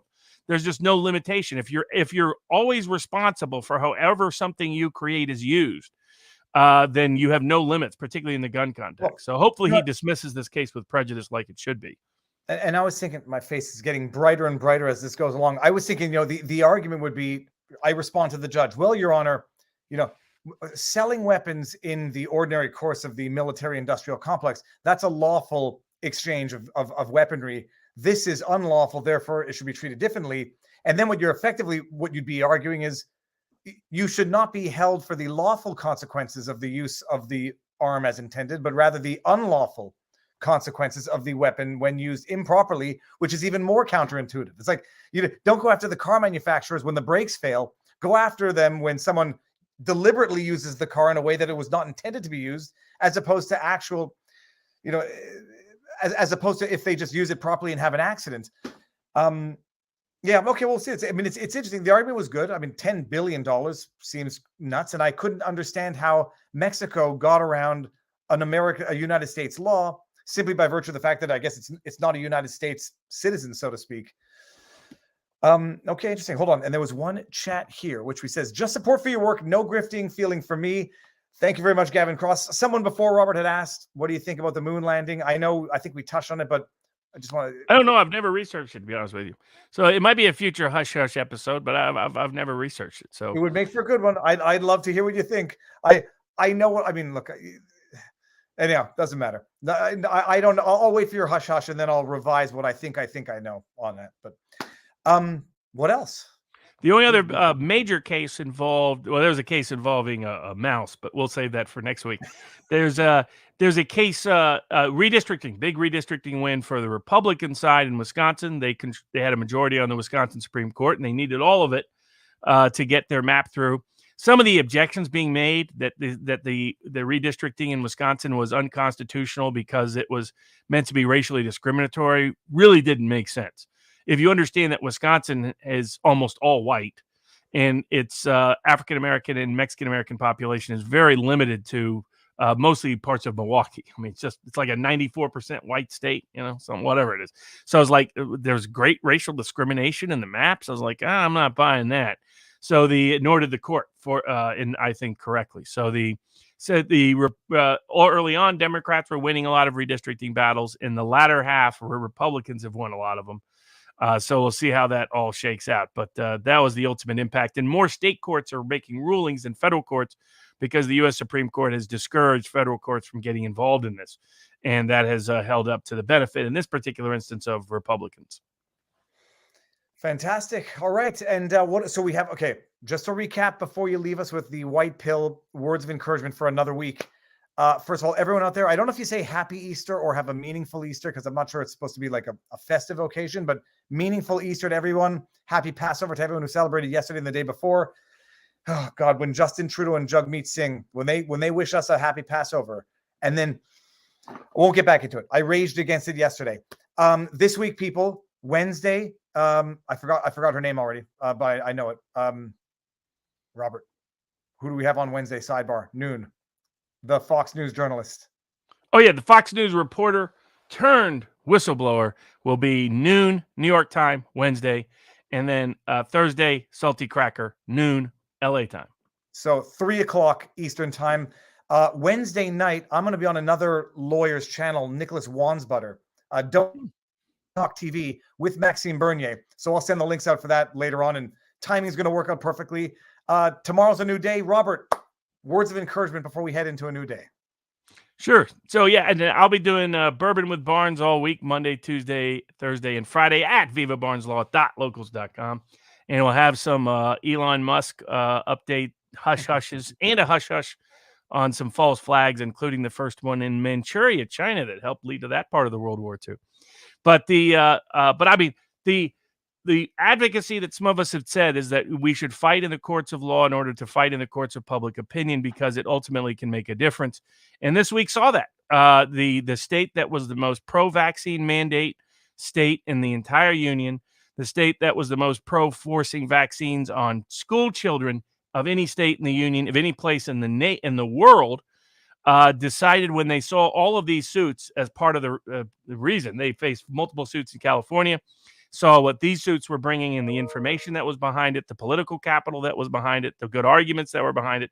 The state of California walked back from the edge and said, despite all of their other crazy laws they're trying to propose in California right now, said we will not force young school children to take this particular drug.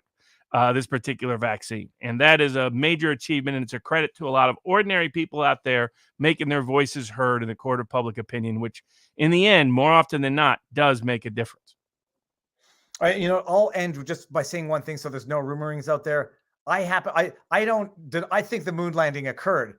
I just can understand why there have been some facts out there that could cause people to question. The big one for me is that NASA astronaut guy who said they destroyed the evidence, or they destroyed the technology and therefore cannot recreate it to go back to the moon. That enough can justify people's beliefs. I happen to think it occurred. I think it would be probably harder to fake and keep a secret than to just do. I may be wrong, but the more sophisticated theories that I've heard have the astronauts believing they went to the moon when they really didn't. That's the more sophisticated theory. Next level. Yeah. I'm not quite there. I'm not even at the other one yet, but there's some facts out there that I can understand how people build on. So just don't put words in my mouth. I don't think it was faked personally. Who knows though? Robert, another barn burner of a live stream. Everyone in the chat, thank you very much. Thank you for the support.